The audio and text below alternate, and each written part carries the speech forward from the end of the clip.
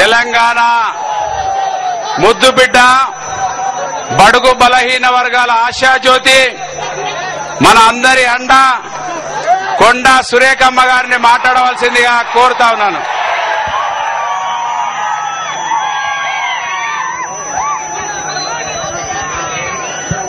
జోహార్ వైఎస్ఆర్, జోహార్ వైఎస్ఆర్, జై జగన్, జై జగన్. విజయమ్మ గారి నాయకత్వం, విజయమ్మ గారి నాయకత్వం.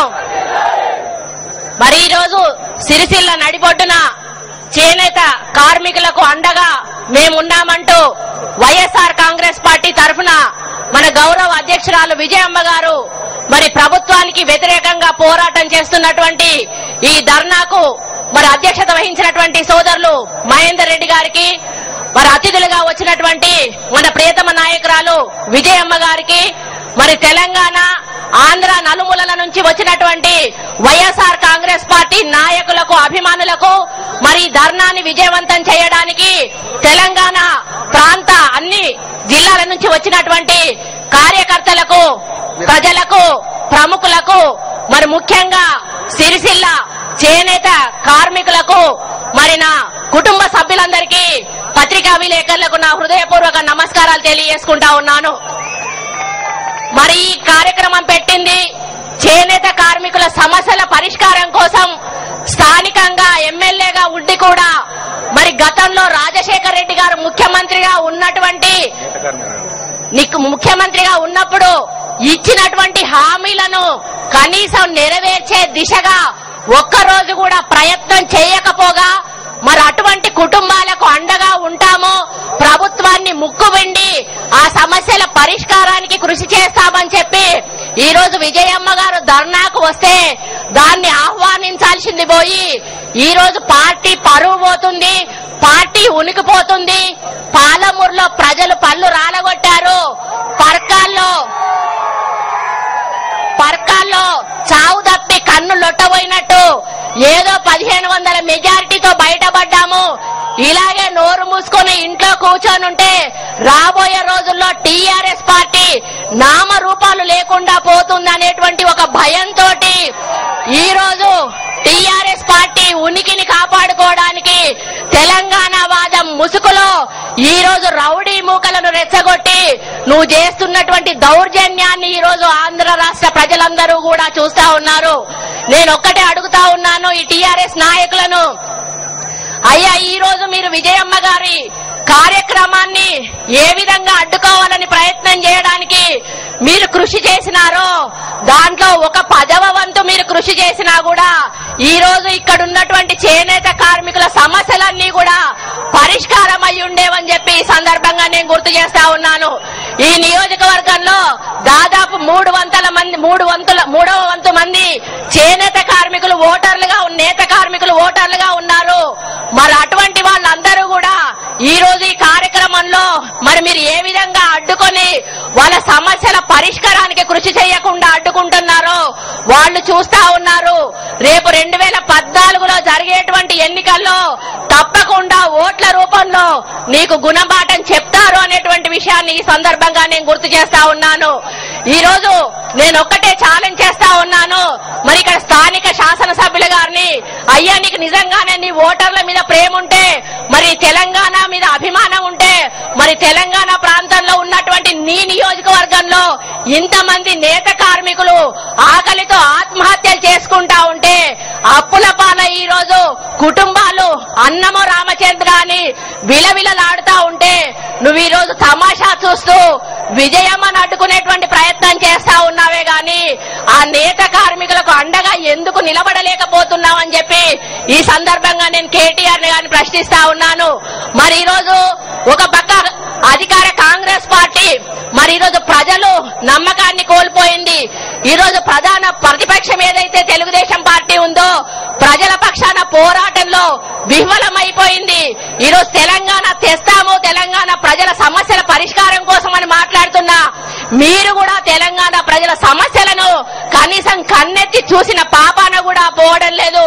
ఈ రోజు ప్రజలందరూ కూడా వైఎస్ఆర్ కాంగ్రెస్ పార్టీ వైపు ఆశగా చూస్తా ఉన్నారు. ఎప్పుడు యొక్క సమస్యలను వింటారు, మాకు అండగా ఉన్నామని హామీ ఇస్తారు అని ఆశతో ఎదురు చూస్తున్న సమయంలో ఈ రోజు సిరిసిల్లకు విజయమ్మ గారు నేత కార్మికులకు అండగా ఉంటానని చెప్పి ఈ దీక్షకు వచ్చిన సందర్భాన్ని ఈ సందర్భంగా నేను గుర్తు చేస్తా ఉన్నాను. మరి ఎప్పుడైతే విజయమ్మ గారు దీక్ష పెట్టుకుంటామని చెప్పినారో పాపం చాలా రోజులైంది ఉద్యమము అంటే ఉద్యమం అడుగంటలేదండి, తెలంగాణ వాదం అడుగంటలేదండి. ఈరోజు టీఆర్ఎస్ నాయకుల వల్ల వాళ్ళకి ఎప్పుడు కావాలంటే అప్పుడేమో ఉద్యమం ఉవ్వెత్తున ఎగిసిపడాలి, ఎప్పుడు వద్దనుకుంటే అప్పుడు ఉద్యమం చల్లారి ఉండాలి. పాపం ఈరోజు కేసీఆర్ గారు రెస్ట్ లో ఉన్నట్టున్నారు. మరి ఉద్యమాన్ని ఏ విధంగా మళ్ళీ ఊపు తీసుకురావాలో వాళ్ళకి అర్థం కావడం లేదు. ఏదో ఒక కారణంతో ప్రజలను రెచ్చగొట్టి వైఎస్ఆర్ కాంగ్రెస్ పార్టీని రెచ్చగొట్టి మరి ఇప్పుడు అక్కడైతే ఏ విధంగా లాఠీ చార్జింగ్ చేయించుకున్నారో, మరి ఏ విధంగానైతే ఇక్కడ కార్యకర్తలతో దెబ్బలు తిన్నారో ఆ వీడియో క్లిప్పింగ్స్ ని పదే పదే వాళ్ళ ఛానళ్లలో చూపించి మరి తెలంగాణ ప్రజలను రెచ్చగొట్టి మళ్లీ వాళ్ళ పార్టీని బలోపేతం చేసుకునే దాంట్లో భాగంగానే ఈ రోజు ఎత్తుగడ వేయడం జరిగిందని చెప్పి నేను ఈ సందర్భంగా గుర్తు చేస్తా ఉన్నాను. మాట్లాడితే ఒకటే మాట అంటారు, మహబాద్ సంఘటన పునరావృతం అవుతుందట. అయ్యా, మహబాద్ సంఘటన గురించి రాష్ట్ర ప్రజలందరికీ కూడా తెలుసు. ఆ రోజు జగన్మోహన్ రెడ్డి గారు కాంగ్రెస్ పార్టీలో ఉన్నారు, ఓదార్పుకు వద్దంటే పోతా ఉన్నారు. రోషయ్య గారేమో పైనుంచి ఒత్తిడి వస్తా ఉంది ఓదార్పు ఆపాలని చెప్పి ఏదో ఒక విధంగా జగన్మోహన్ రెడ్డి గారిని మరి ప్రజల్లోకి వెళ్లకుండా చేయాలి, అడ్డుకోవాలని చేయాలనేటువంటి క్రమంలో భాగంగా ఆ రోజు అధికార పార్టీ పోలీసులకు పూర్తి స్థాయిలో డైరెక్షన్ ఇచ్చి మీకు వత్తాసు పలికి మీరు మా మీద ఉసిగొల్పే విధంగా మీకు సహకరించడం వల్లనే మీరు మహబాద్ లో మా మీద దాడి చేయగలిగారని చెప్పి మేము చెప్తా ఉన్నాము. ఈ రోజు సహనానికి ఒక హద్దు ఉంటుంది. ఈ రోజు మేమేం చేతులకు మరి గాజులు తోడుకొని కూర్చోలేదు. మేమందరం కూడా ఆవేశపరులమే, ఆలోచన ఉన్న వాళ్ళమే. తెలంగాణ రక్తం మాలోను కూడా ప్రవహిస్తుంది అనేటువంటి విషయాన్ని దయచేసి మీరు గుర్తుపెట్టుకోవాలని చెప్పి ఈ సందర్భంగా నేను విజ్ఞప్తి చేస్తా ఉన్నాను. మేము ఒకటే అడుగుతా ఉన్నాము, ఈ రోజు మన తెలంగాణ సంస్కృతి ఏమిటి అని అడుగుతా ఉన్నాను. ఆడబిడ్డలను పండగ పూట ఇంటికి పిలుచుకొని పసుపు కుంకుమ పెట్టి ఆశీర్వదించడం మన తెలంగాణ సంస్కృతి. ఈ రోజు మనం బొడ్రాయి పెట్టుకుంటే ఆడబిడ్డలను పిలుచుకుంటాము, బతుకమ్మ పండుగ చేసుకుంటే ఆడబిడ్డలను పిలుచుకుంటాము, గృహప్రవేశం చేస్తే ఆడబిడ్డలను పిలుచుకుంటాము. మన ఇంట్లో ఏదైనా కష్టం వస్తే ఆడబిడ్డలను పిలుచుకొని వాళ్లకు మన కష్టాలను చెప్పుకొని అండగా ఉండమని అడుగుతాము. అటువంటి ఆడబిడ్డ లాంటి తల్లి లాంటి విజయమ్మ గారు ఈ రోజు మన కోసం వస్తే మరి ఆమెను ఈ విధంగా అవమానపరిస్తే ఎవరైతే ఈ రోజు అవమానపరచడానికి ప్రయత్నించారో వాళ్ళు ఒక తల్లి కన్న బిడ్డలేనటువంటి విషయాన్ని దయచేసి మర్చిపోవద్దని చెప్తా ఉన్నాను. ఈ రోజు మా మీద దేనితోటైతే దాడి చేయడానికి ప్రయత్నించారో అవన్నీ కూడా మీ తల్లుల మీద మీ సోదరుల మీద కూడా వేసినట్టే అన్నటువంటి విషయాన్ని కూడా దయచేసి మర్చిపోవద్దని చెప్పి కూడా ఈ సందర్భంగా నేను గుర్తు చేస్తా ఉన్నాను. అయ్యా, ప్రతిసారి తెలంగాణ విషయం వచ్చినప్పుడు ఒకటే అడుగుతా ఉంటారు, మరి మీ ఒపీనియన్ ఏంటి, మీ ఒపీనియన్ ఏంటి అని పార్టీలను. నేను ఒకటే చెప్తా ఉన్నాను, ఈ రోజు ఇచ్చేది మేం కాదు, తెచ్చేది మేం కాదు. కాంగ్రెస్ పార్టీ ఇస్తుందని చెప్పారు, టీఆర్ఎస్ పార్టీ తెస్తుందని చెప్పారు. మరి మీరిద్దరూ తెచ్చుకోక ఇస్తామని ఇవ్వనటువంటి కాంగ్రెస్ పార్టీ ఎమ్మెల్యేలను ఎంపీలనేమో గ్రామాలలో తిరగనిస్తా ఉన్నారు. మరి మీరేమో మా మీదికి దాడికి రావడం ఎంతవరకు సమంజసం అని చెప్పి సందర్భంగా అడుగుతా ఉన్నాను.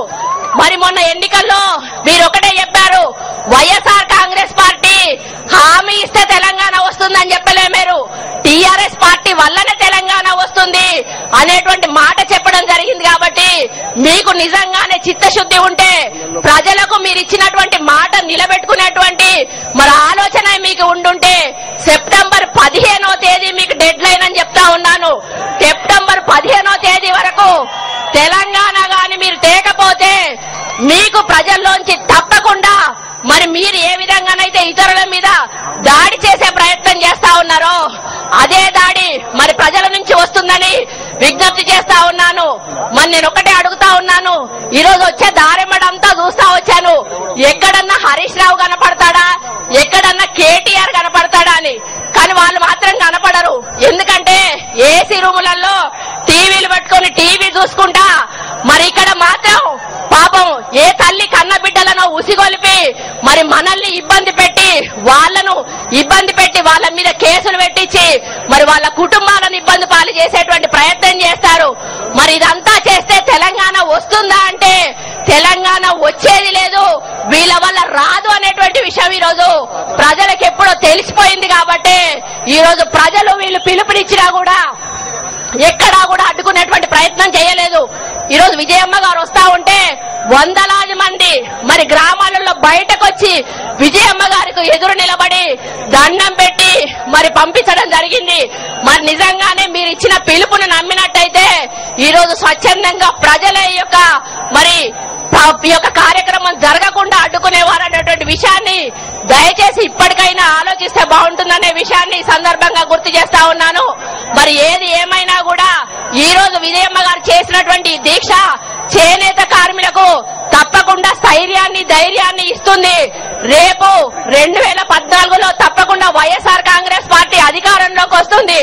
ఆ రోజు రాజశేఖర రెడ్డి గారు పాదయాత్ర చేసినప్పుడు ఏ విధంగానైతే ఇచ్చిన హామీలన్నింటినీ అధికారంలోకి రాగానే నిలబెట్టుకున్నారో అదే క్రమంలో ఈ రోజు ఏ ధర్నాలైతే ఎవరి పక్షాన్ని అయితే పోరాటం చేసినారో తప్పకుండా సమస్యల పరిష్కారానికి వైఎస్ఆర్ కాంగ్రెస్ పార్టీ అండగా ఉంటుందనేటువంటి విషయాన్ని తెలియజేసుకుంటూ మరి ఈ రోజు 10 మందినో 20 మందినో పంపించి ఈ కార్యక్రమాన్ని అభాసు పాలు చేయడం ఆంధ్ర రాష్ట్రం అంతా కూడా చూస్తా ఉన్నారు.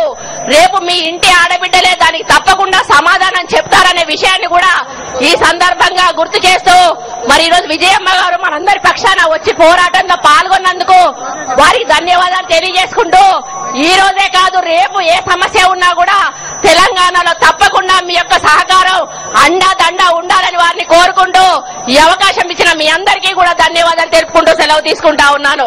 జోహార్ వైఎస్ఆర్.